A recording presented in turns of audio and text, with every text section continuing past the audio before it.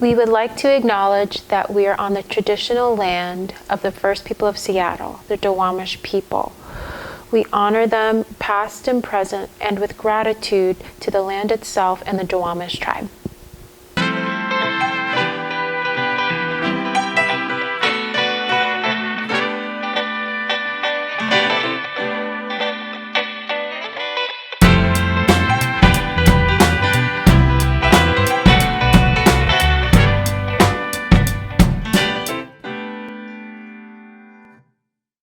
Welcome to Together in the Kitchen. I'm Anya, and welcome back to another week of awesome, delicious, and maybe inspiring recipes. This week, I'm thrilled. We are making sovereignty soup. This is a very special recipe. This recipe was gifted to our organization, Green Plate Special, from our partners, Seattle Indian Health Board. The Seattle Indian Health Board is an organization that advocates, creates access, gives access to human and health services, particularly catering to the Native and Indigenous and the Alaska Native community of Seattle and elsewhere as well. It's a really great organization. They do a lot of work. They're literally up the street from us. And this recipe was gifted to us, and originally this recipe was created by Chef Halil Echohawk. And Halil is a local Seattle chef who's been cooking up in the culinary scene for a while now in Seattle.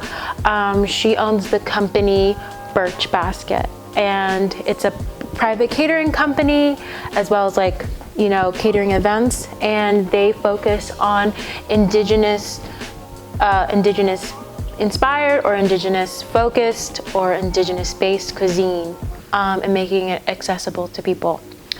And as stated before, this recipe was gifted to us, and so for me, I think that this is a very special recipe, not just purely for the fact that it was gifted, and gifting recipes, that's for me a pretty important act to do. Looking over this recipe and thinking about today's episode, I've really held on to the idea of what is sovereignty, what does it look like, what are different types of sovereignty. So we're going to get into that conversation today a little bit, and we're also going to talk about what sovereignty has looked like for Indigenous folks, and what personal types of sovereignty that you might, claim or reclaim as well. So thank you for joining us for another week. And we are gonna get right into our ingredients. So let's get into our ingredients. Today we are working with corn, black beans, sun-dried tomatoes, vegetable broth, shallots in replace of onion, but feel free to use onion if you have that on hand, cooking oil, a nice herb blend that has sage, rosemary, and oregano, and dried garlic and paprika. And last and certainly not least, we are using Red Lake rice. This rice is pretty special, and this company that it comes from is pretty awesome. It's part of Red Lake Nation Foods, and so that company is owned and operated by Indigenous folk of the Chippewa Nation up in northern Minnesota. And yeah, I think it's an awesome company because they try to make accessible traditional and heritage grains and products that perhaps are hard to come by.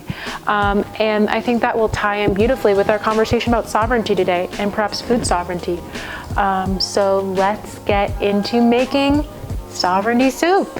So the first ingredient we're gonna start off with is our shallots. And so I have about 6 shallots here, 6 pretty small shallots. Feel free to use like a half an onion or a whole onion, whatever your preference is. And yeah, this recipe is pretty flexible.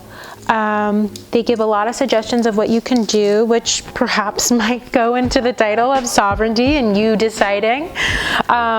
But yeah, so I decided to use shallots because we don't have onions on hand. So I'm just trying to cut the ends, cut the tops off, and peel them off, or peel the skins off. So we have our shallots peeled and cleaned up, and it took a little bit. And so I'm just gonna, I said I was gonna mince them, but I think I'm gonna kind of just chop them pretty rough. So yeah, continuing on from our conversation before of sovereignty, what is sovereignty? What does that word mean? I understand sovereignty as, self-rule, autonomy, self-govern. And I was actually recently told that sovereignty isn't the same as independence. And the technical term is that, or in the technical framing, is that independence can be declared, but sovereignty has, a legal backing. It has a constitutional hold, or maybe legal. It can be legally binding and legally transferable. So in case you're wondering the difference. But yeah, the word sovereignty actually comes from the Greek word, which actually the Greek word of super, which means pinnacle, above, top, and sovreign comes from the English word of reign, to rule. So, yeah, that is where kind of the word sovereignty comes from, and its iterations and its synonyms. And I'm kind of wanting to have this conversation because I'm trying to kind of connect this soup's title with what sovereignty actually means. And why do you think this soup is called sovereignty soup? Especially in light that it is, it was created by an Indigenous chef, that it was, it's been promoted by Indigenous people. And I think it's really important to highlight the history of a lack of recognition of sovereignty in this country, of Indigenous people, and by this federal government's lack of recognition. There's federally, there's 600 federally recognized Indigenous tribes in the United States, and there's around 240 to 300 tribes and nations that are not federally recognized, and the Duwamish tribe is one of them, and we are on their land. And so what does that mean to not federally recognize them when their presence and their knowledge and their people are here and alive and contributing and creating, on this land? So, I think this soup is important in a sense that it's highlighting the complex relationship of sovereignty in this country between Indigenous folks and Native folks and Alaskan Native folks and the United States. So, just casual talk as we chop our shallots, and we are done. I'm just gonna put them in our bin, and we can move on and continue our conversation with these sun-dried tomatoes.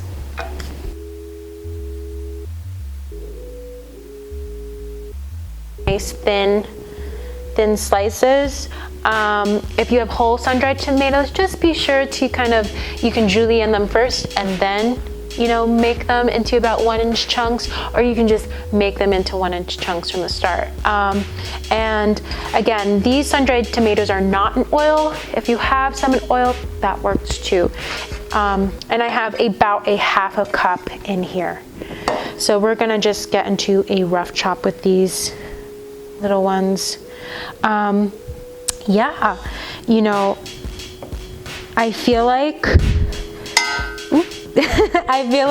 that our conversation of sovereignty is also making me think of different acts of sovereignty and different ways we can be sovereign. And is it just, You know, can you only declare sovereignty on land or a group of people, or can you declare sovereignty of yourself? You know, autonomy of yourself. And I think that's a really important and powerful conversation, you know, to have with yourself. And I think many people are having that conversation with themselves of, you know, what type of community do I want to be a part of? What type of, you know, foods I want to eat? And it also has a more literal meaning as well in terms of land and in terms of recognition of people and histories on certain land and in certain areas and ecosystems, like what we're seeing with our Indigenous communities of America. You know, they have a history that spans thousands of years that we just know little glimpses of, and I think it's so important to, you know, listen to what they have to say and listen to their knowledge and listen to their expertise and act on their expertise and act on their knowledge. So yeah, for me, on a personal note, you know, I think of food sovereignty. You know, what would I want to choose to put in my body? You know, some people think that's a sovereign act. And what are ways we can attain to food sovereignty? You know, is it, you know, having an Indigenous owned and operated company, or is it community gardens, or is it, you know, what's another idea? Refrigerators on the side of corners like I've seen in New York City. Like, what does food sovereignty look like? And just so you know, for this recipe, I'm just, you know, using my spider fingers and just really rough chopping everything. I'm not keeping it neat. I'm not keeping it clean. It's a little free form. But yeah, you know, is food sovereignty guerrilla gardening, which is the act of planting vegetables or fruit or edible, you know, edible plants in precarious, unsuspecting areas, like on a sidewalk, or, you know, maybe in your front yard, or maybe by a bus stop. And that does in turn give access to some folks who may not have access to kale at the ready, or may not have access to onions or fresh onions or scallions. And that wraps up our sun-dried tomato rough chop. Okay, so we are setting our little induction burner to medium heat, and it's making a little bit of noise. And I'm just gonna eyeball here. This recipe is a little freeform. I'm just gonna eyeball about, you know, 1 to 2 tablespoons of oil, just to coat the bottom of our pan so we can brown up our shallots and start cooking through our sun-dried tomatoes. So as that warms up, I'm just gonna take my wooden spoon and just spread the oil around, just because, again, we have an induction burner, so if I lift up this pot, the heat will turn off. Okay. And I think this might be a great time for the GPS oil test to see how hot. Oh, it looks like we are good. So I'm gonna start putting in our shallots. You know, off camera, all of us here in the kitchen had a conversation of like, what's your favorite onion or onion-esque vegetable? Callan was a big fan of shallots, who, if you remember Callan from our previous video of Three Sisters stuffed squash, which is an awesome recipe and video about the Three Sisters, and another, you know, way of being sovereign of knowledge, you know, Indigenous knowledge of the Three Sisters. And I said I really love leeks. I think they have such like they kind of have like a skunk to them. They're a little like stinky when you're eating them. I'm just gonna turn this down a little bit. Ooh. Okay, I'm gonna throw in our chopped sun-dried tomatoes just to heat them through, and then I'm also, look at that color. I'm also gonna put in some salt and some pepper. And for this, I'll measure out the salt just so I know where my baseline is. And I'm gonna start off with a ½ teaspoon and just sprinkle it in there. And then we have some pepper, which we're just gonna grind right in. Okay. And Emma, they didn't quite say what their favorite onion-esque vegetable was, which is okay. Emma, do you want to say it off camera? Emma likes garlic. Garlic is also awesome too. So right now I can tell things are getting brown. So I'm actually gonna throw in the beans and get those because we just soaked them overnight. So the beans need a little extra time to cook. And these black beans are a beautiful, beautiful, beautiful color. They're like this brown, I mean not brown, black and blue and purple color.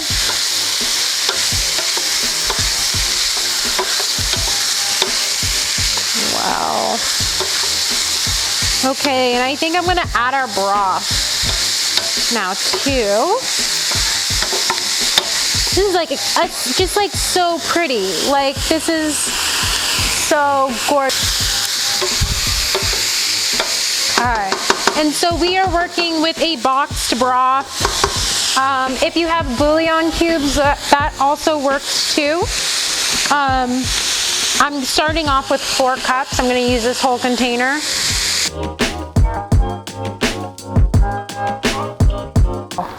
And I just realized I forgot to add our spices. So I'm going to go in and do that before I jump to the next step and stir it all in.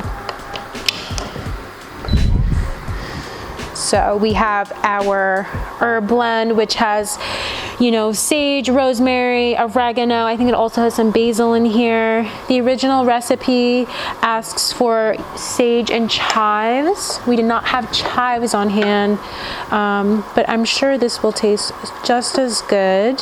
And I used a tablespoon for that. Oh my gosh, I'm smelling it and I'm super excited. And then we have our dried garlic granules. I'm just going to sprinkle that in, and that is just a teaspoon as well. Get a little bit of a garlic flavor, but again, you know, if you have fresh garlic on hand, I would say just mince about 2 to 3 cloves. If you like that much garlic. If you don't, you can do less. 2 to 3 cloves. And just put them in when you're putting in your shallots or onions so you can get them nice and brown and cooked through. And then we are also gonna add this Hungarian paprika, which I can attest this paprika is awesome. So good. I love Hungarian paprika. And just look, it just like created this beautiful like red streak and the smokiness smell of our soup. Okay, so first I'm gonna add in our corn and then our Red Lake wild and brown rice blend, and then I'm also gonna add this equal parts water to broth. The recipe just called for broth and water. I took it upon myself to make sure that the rice will absorb some water, so I want to have enough so the rice can cook through and the beans can cook through and absorb water, while also wanting to create a broth. So kind of take into account how much beans, how much rice you're putting in, and I would say add the amount of water that's needed for those, and then I would add maybe around an extra 4 cups. And again, the beauty of this is that you can always adjust as you go. If it, you know, isn't soupy enough for you, feel free to add more water. Works. So first I'm going to get started on this corn.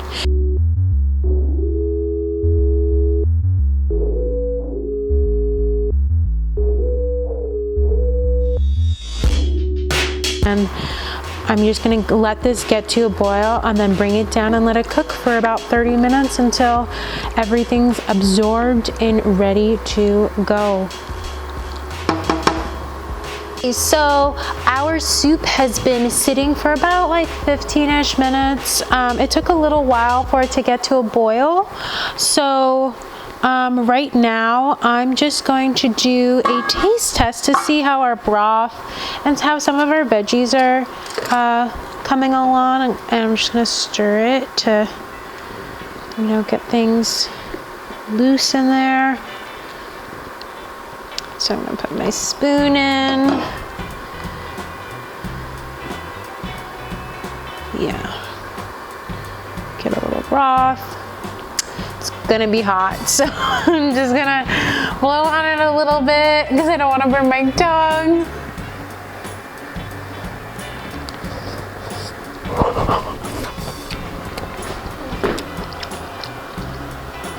It's hot. It tastes good. I think it needs more salt and pepper, so I'm gonna salt it. And one thing I've learned since working at Green Plate Special is if you have a big pot of soup, you're gonna need a lot more salt. So I'm probably gonna actually add maybe like a tablespoon's worth, and maybe a tablespoon's worth of pepper to match.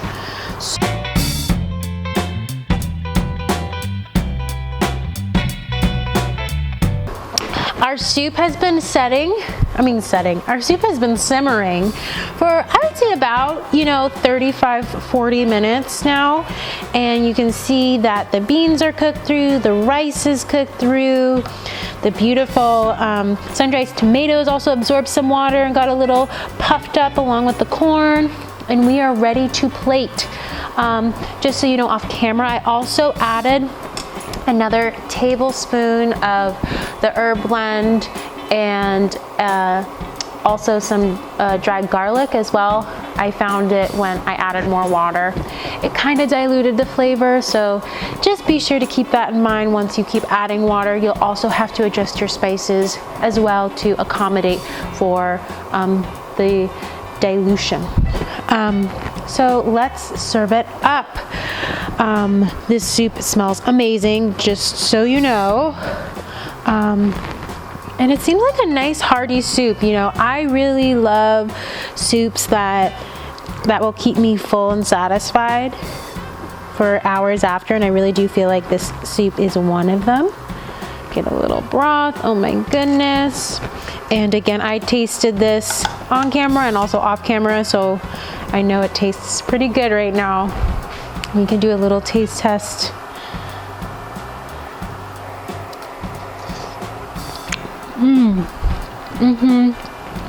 Yeah, that soup's great. I'm super excited, and I'm super excited to share it with the people here in their take-home containers.